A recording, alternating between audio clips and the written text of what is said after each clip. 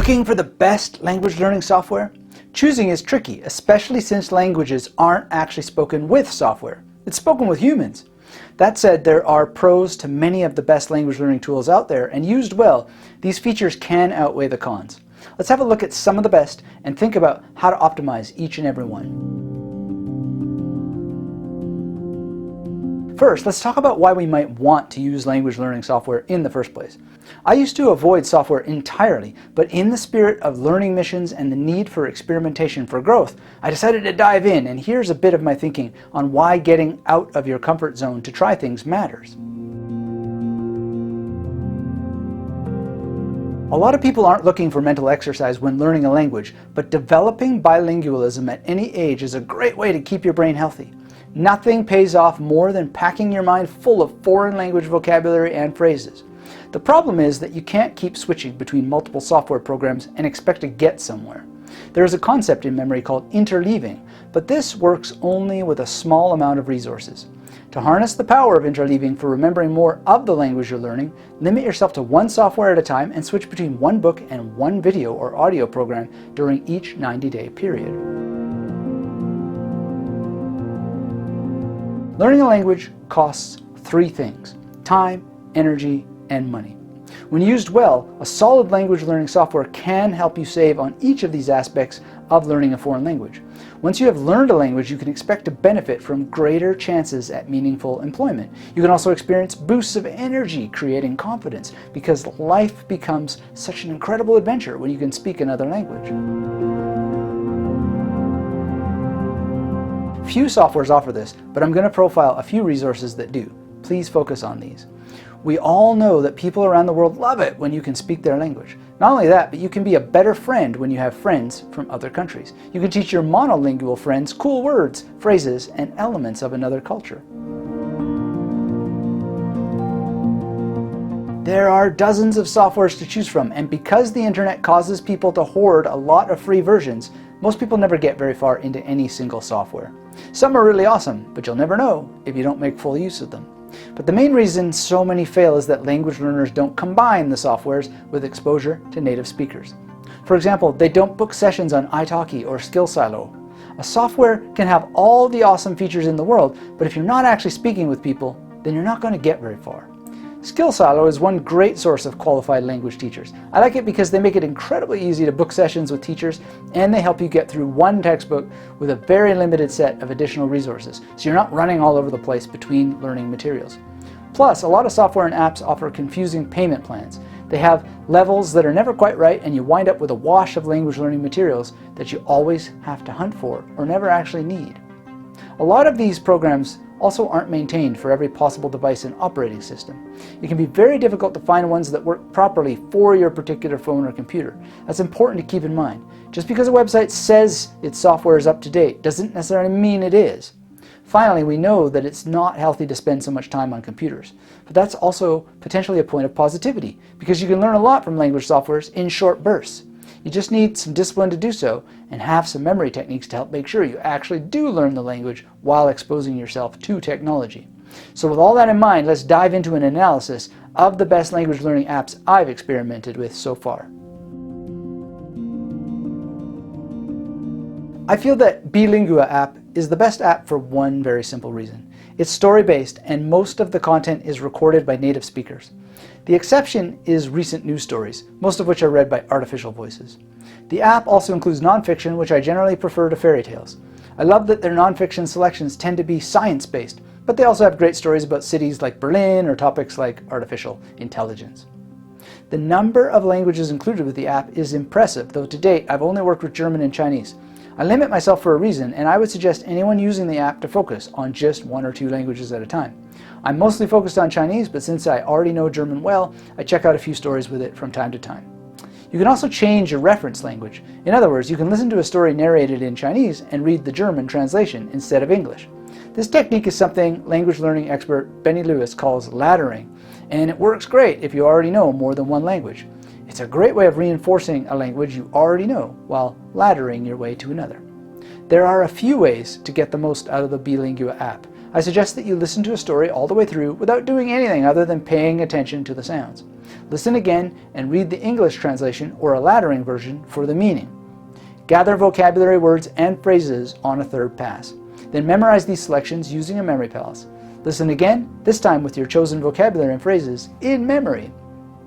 So let's talk about some pros. B-lingua has a nice spread of languages and settings that let you tailor your experience. The cons? Well, I have premium, but every time I use it I have to refresh the settings for the premium to be unlocked again. This annoyance chews up small amounts of time that could be used on benefiting from the app. When it comes to the software compatibility issue, I find that tools like copy and paste are missing, and the feature for building word lists doesn't work well at all. It's hard to figure out how to even get it to show up. The question functionality for self-testing doesn't work very well either. Maybe I'm a bit dense, but I just can't figure out how to get the questions to show up in my mother tongue or pinyin for Chinese. These cons aside, if you follow up your listening with memorization and speaking with a native speaker, this is a great way to get tons of meaningful input quickly. And speaking of inputting information quickly, if you like free training videos like this one, go ahead and subscribe now so you don't miss a thing. This video is part 3 of a detailed series on language learning, so if you missed parts 1 and 2, check out the link in the description to start the playlist, and stay tuned for part 4 coming next, which is a detailed case study. And to help make sure the robots serve it to you, hit that thumbs up, and for the love of memory, get involved in the discussion and let our community know about your favorite language learning softwares. Number 2 is one of my best secret weapons. Now, ScreenFlow is not actually designed to be a language learning software, but it is fantastic for meeting with native speakers. This software allows you to record and review any session with a speaking partner or a language teacher that you wish. In the past, I've cut my voice out of the recordings and made audiobooks of lessons so I can listen through them quickly, make notes, and use the magnetic Mary method to memorize the material. 下雪 means snow, means a verb snow. Spoken German, I mean, I've only just seen a little bit of your written German, but like I've already said, and I'm like in awe of your spelling. It's really good. It's really, really excellent. Ta men yo nu are. They have a daughter. Yes, next exercise, translate to. These days you can also use Zoom to create a similar outcome, but I still like ScreenFlow for the ease of separating tracks. Using the track separation feature, for example, you can turn off your teacher's voice or just focus on analyzing your own pronunciation. Finally, you can loop your language instructor's voice on certain words and phrases for listening to over and over again. That can be useful for training your ear and also for putting together a tailor-made audio track that you can base on a Mary Palace journey. If you don't know how to create and use a Mary Palace, make sure to visit magneticmarymethod.com/YT to sign up for Memory Palace Mastery. It's a simple and fun video course that helps you learn this ancient learning tool quickly. A lot of people don't think to record their language learning sessions, but doing so is golden. If things get overwhelming or you zone out, it's never a problem. You can go through the lesson again as many times as you like. And just think of how you're maximizing your return on investment. Unlike going to a classroom where nothing is recorded, here you can continually review all of your sessions. It's like turning your teacher into a robot who can repeat whatever you want on demand.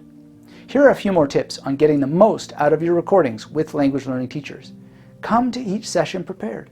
Always come with the material from your previous lesson ready so you can quickly review before diving into something new. Even if you haven't memorized all of it, you should have your homework ready to share with the teacher so you can go over it. As you work on new material, consciously use what you already know from the previous week. For example, if you learned about aunts and uncles last week and you're doing fruit this week, talk about how your uncle likes strawberries. Your teacher might not think to make the connection, but you can. And to succeed, you must. Ultimately, you'll be the one out in the world speaking, so it's great exercise to already have in mind what you want to speak about prepared for each lesson and make connections during the sessions. You'll be doing that in real life too, so consider it ground training. Always be on time. Always say thank you and speak as little in your mother tongue as possible. It's good to be able to ask questions in your mother tongue, but move to the language you're studying as soon as possible. If you book sessions in bulk, you create milestones that help you organize your daily language learning activities. If you don't have a daily learning ritual, check out How to Learn Chinese, where I share some of mine. It's part 4 of this series. There's a science to keeping your energy and enthusiasm high, so don't feel like you have to slog through the process. Also, learn to balance the level of challenge. Have you ever noticed how often I talk about my language learning stories on this channel? Well, it's not by accident. When you talk about what you're learning, you process it through different representational channels in your brain. Writing about your language learning experience sinks what you've learned into deeper channels. I remember 办公室 better than a lot of other words, for example, because I took the time to teach other people how I learned it. I've talked about it on the Magnetic Memory Method podcast, written about it, and even shared a drawing of what I saw in my mind so that I could instantly memorize the sound, meaning, and tones of the word. Drawings are a fun and easy way to make your session with native speakers more engaging and interactive. Show off the unique ways you've come up with to help yourself remember vocabulary and phrases. So, are there pros and cons? Well, not applicable. ScreenFlow does exactly what it promises. Tandem is a great way to connect with native speakers of different languages around the world. Basically, Tandem allows you to contact anyone who has set up a profile and ask them if they want to speak with you. I primarily use it for keeping up with my German and developing my Chinese. Nina reckons my German is still going strong in our discussion using the Tandem app. That's great news! You can record your voice or type with a person, and one pattern that works well is I speak German, my partner replies in English, I reply in English, my partner replies in German. And the pros are that the functionality of the app offers nothing to complain about. It does exactly what it promises. But the cons are that a lot of people on the app don't seem to be interested in language learning. It feels a bit like Tinder in that regard. However, if you reach out to enough people, you can find serious learners who want to practice. The app works great, or you can arrange to meet on Skype or Zoom. Then you can record the calls for reviewing and capturing vocabulary and phrases you want to memorize. This language learning software has been around forever, and they have put the work in. It also includes stories now, but could take a few pointers from B-lingua to improve this feature. I also have the premium version of this app, which provides 25 languages. So far, I've only worked with Chinese. The pro of Rosetta Stone is also its con. It provides something like immersion, which means you get no English. That can be good, but because the images are so small on the phone, you wind up getting a lot of answers wrong that would be correct if you could see them better. But even then, language learning should not be a guessing game. I think being able to check your accuracy would really improve this software. Because there is no English translation of any lesson available, this prevents you from skipping ahead. Again, this is both a pro and con. I know enough Mandarin to start further along, but not necessarily the exact Mandarin in later lessons. Because there are no translations, I just wind up scratching my head at a lot of the ultra tiny pictures. The Rosetta Stone images are very small, so you might wind up squinting just like that woman in the middle. Still, if you're going to learn using a software, Rosetta Stone is one of the most developed on the market, so long as you follow up with capturing and memorizing vocabulary and phrases for discussion with native speakers, it can be useful. So the pros are that Rosetta Stone locks you into only experiencing the language you're studying. This replicates an immersion classroom experience. But the cons are that, immersion has a positive aspect, but it can also be frustrating because the lessons build upon one another. Due to the way languages work, you need to take each course on its own terms when it comes to vocabulary and phrases. If you skip ahead and have no references to your mother tongue, it's easy to get lost quickly. The biggest issue is the images are really small, and if there's a way to get the answers in your mother tongue, I can't find it. Its story function is good, but not nearly as developed as B-lingua's. Finally, when it comes to languages like Mandarin Chinese, having pinyin only with no character study is a drawback. There are different kinds of pinyin, and you seem to be stuck with just the one option. I haven't looked yet to see how the software handles Japanese or if it uses some kind of romaji. It would be good to check this out before buying if you're learning any Asian language or Russian, Arabic, etc. for that matter. This could be a potential issue to look out for if you're studying a language with different character sets. Memrise has changed a lot over the years. It used to have a feature where people could share their mnemonic devices, but that seems to have disappeared for some reason. Memrise has progressively gamified the experience as well. I'm sure some people find this useful, but I find it tedious.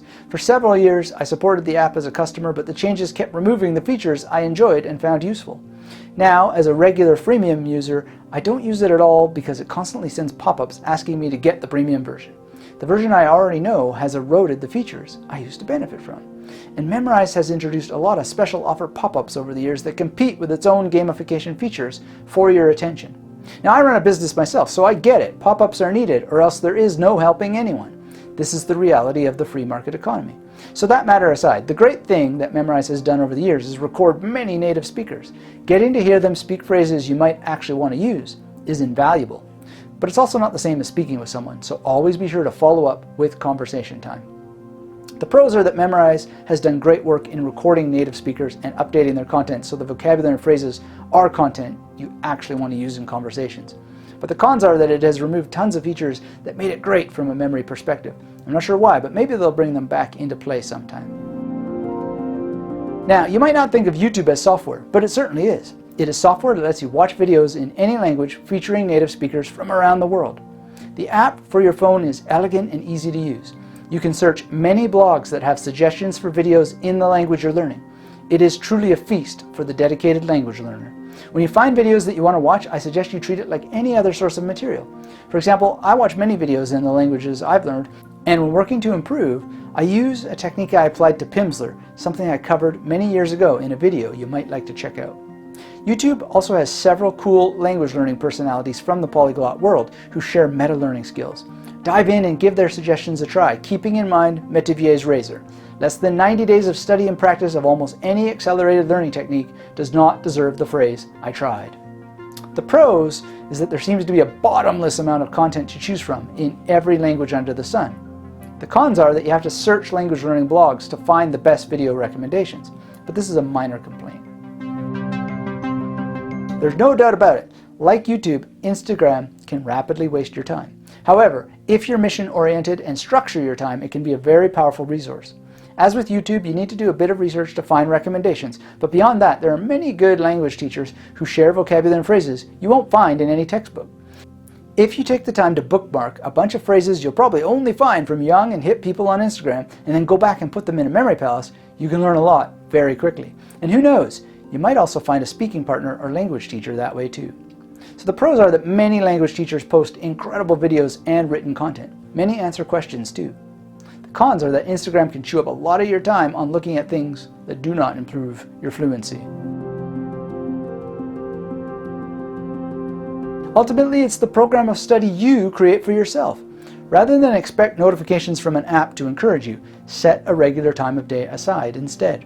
And if you need help, keep a journal. I recommend the Freedom Journal, which is especially powerful for language learning and personal discipline. Whatever you choose, make sure you're combining a number of language learning methods and structuring your time well. With thanks as always to our channel members and to you for this view, this is Dr. Anthony Metivier from MagneticMemoryMethod.com with a few final questions I'd love to hear your answers for. What do you think of these software programs? What hacks have you found for getting more out of them? Which ones have I missed? And if you're using software for language learning, please make sure to watch my video on using Pimsleur right next. The ideas apply to all kinds of language learning sources.